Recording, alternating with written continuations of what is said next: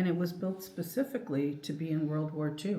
While it may have been built for war, this tugboat wasn't built to withstand the test of time.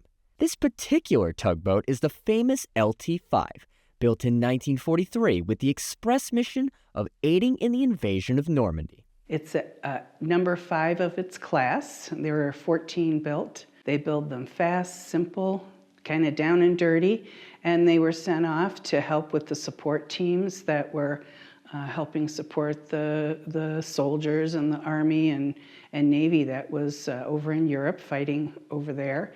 They really weren't expected to return. There were no harbors captured on the European continent yet, so they really had a logistical issue to solve. Tugboats were part of the solution, and LT-5 played a very crucial role in that. Today, the tug sits docked in the port of Oswego, where it has lived since 1992.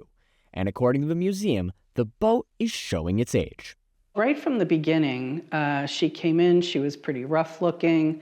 She was the colors of the Army Corps of Engineers, and she was rusting and all that. So we had to immediately address, some of those issues. For the boat to be fully restored, it needs many, many things done to it.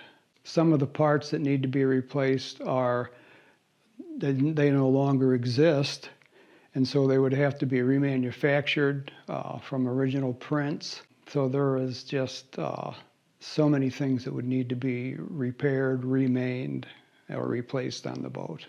To ensure the boat doesn't go under, the museum has received funding from the Environmental Protection Fund of New York State and the Save America's Treasures grant, aimed at the goal of keeping the ship afloat and the history alive. I want to do what's best for the vessel. This is where this money is very critical. We've already had a naval architect do the assessment, so that's how we knew the kind of things that had to be addressed. Well, now we need an assessment to look at where can we place her. So we get professionals come in and help make that determination for us. Our goal is to have the vessel survive long-term, indefinitely if possible.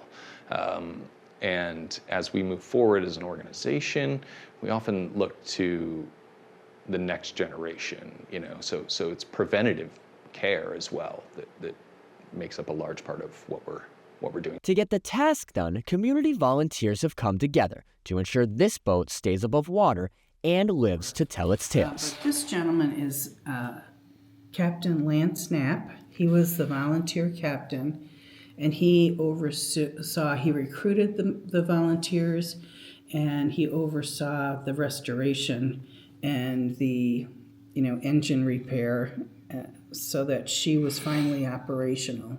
Now, it means more probably than it did initially. Initially, it was a challenge, and then it was some work and enjoyment for several years. But then it became an honor to be part of the crew that worked on that boat and kept it running for another 20 years. The Maritime Museum is a very large volunteer center for the Oswego community. So we get a lot of people that give their time, energy to preserve that history. So we often have individuals who will do things like paint the vessel, or in previous years, crew the vessel when it was operational by the museum.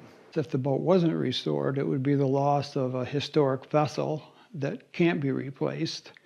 You think about the value of the boat and what it's worth. Well, I think its history is one of the most worthwhile things that the boat has. And so for the boat to just fall into disrepair and end up being scrapped that would be a shame for that to happen. It's a vessel that has brought this community together, leaving an impact that can still be felt 81 years later. The boat ties me in with the generation before me that served in World War II. It ties me to the state of New York where it was built and to the community where it's been now since 1992.